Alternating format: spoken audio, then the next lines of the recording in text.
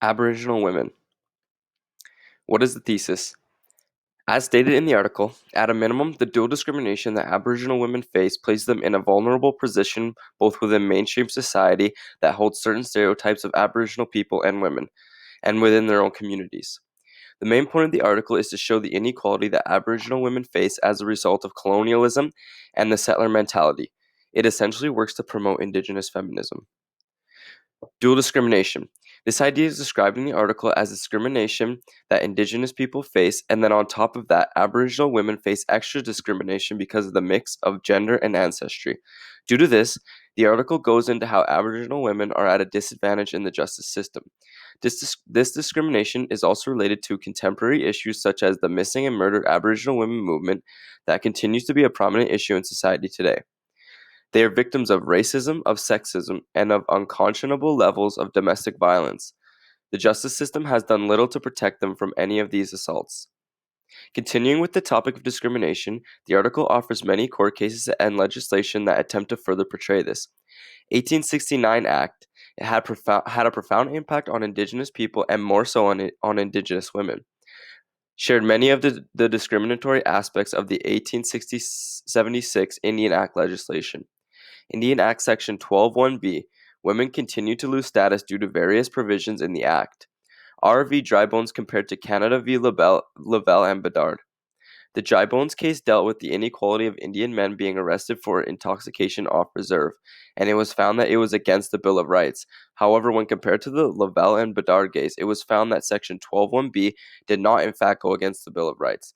This is used in the article to once again show the level of discrimination Aboriginal women are facing, and also further conveys the idea of dual discrimination. Bill C-31.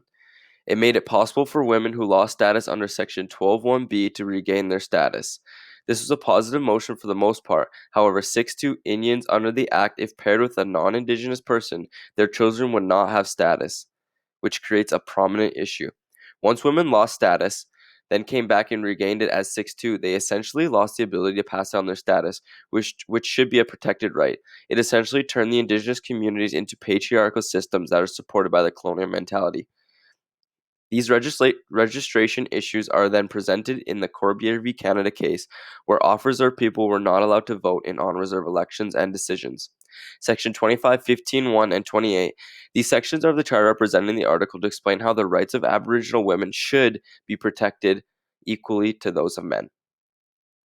Marital property.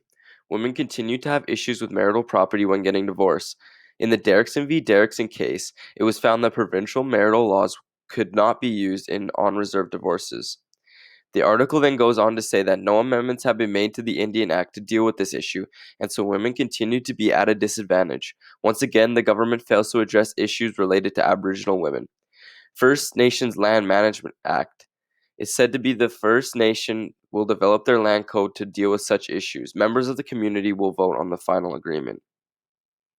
Native Women's Association of Canada. They were denied funding by the government despite the government's ability to fund other relatively male-oriented associations, once again showing this inequality and discrimination that is laid out in the article. Human rights. Canada Human Rights Commission remain unable to ensure equality in on-reserve communities which continue to treat women unequally. Issues that stem from Bill C-31 presented themselves in the cases of Courtois v. Canada, Barrie v. Garden River Band, and Scrimbit v. Sakamay Indian Band Council. Specifically, the Barrie case shows how a band unequally distributed settlement by deducting $1,000 from women who attained status under Bill C-31.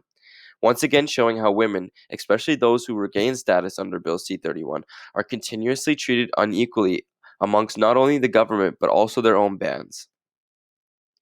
The conceptual framework that is laid out in the article deals with the whole issue on discourse of Aboriginal women, and that it derives from post-colonial mindset of people who govern institutions in Canada.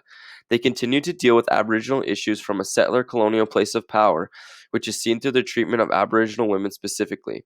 Section 12(1)b proves this theory, as it essentially wanted women to lose status and has continued to impact their ability to thrive in society.